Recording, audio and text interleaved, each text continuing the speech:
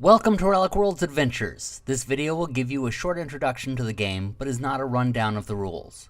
For those or other information, contact the game designer at the address listed in the description.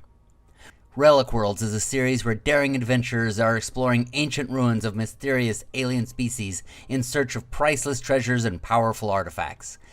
In this game, players take the roles of these adventurers and team up to unlock the mysteries hidden within these lost cities. Players will set up the board the way you see here, and place themselves on space 1 of the first board. Players then choose one player to go first, and they head out. Each player gets 2 actions. These actions are typically either to move or interact with whatever is in the space. To enter a space, a character must first look at the space by moving to the edge and drawing the relevant view card.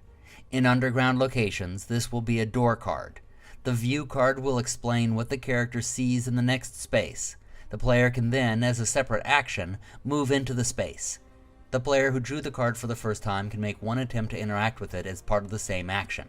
All the other players who move into the space must use a separate action to interact. When a player makes an attempt to do something, it looks at the necessary skill. That is what the player needs to roll or greater to be successful. The player then takes any number of dice it chooses from the relevant attribute. For instance, in this example, the player must move a log. This requires 2 successes at strength. The player decides to roll 5 dice, hoping to get 2 successes. You may be thinking, why not just always roll all of your dice?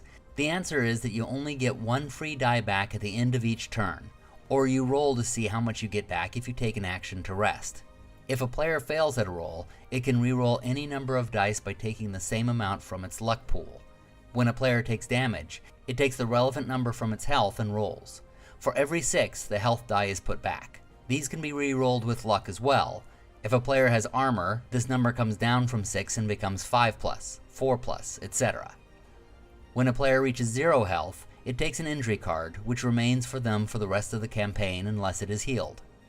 When the players reach the card that tells them to move on with the adventure, they turn the tiles over and continue on to the next board, pulling out the relevant cards. After the adventure is over, the players check their motivation cards. Those who have succeeded at the goals of their motivations reveal them and gain experience points from them. Those who do not keep them hidden. At the civilization boards, they go to the civilization boards. There, the players will choose whether to sell their treasures to corporations or donate to the museum. The corporations will pay a large amount of money which can be used to buy equipment, but provide no experience points. The museum pays no money, but provides experience points that can be used to learn new skills. The players then set out on the next adventure, each with new terrain and different challenges. They all link together into one big story in which the players are embroiled, and which will lead to a great mystery of the galaxy.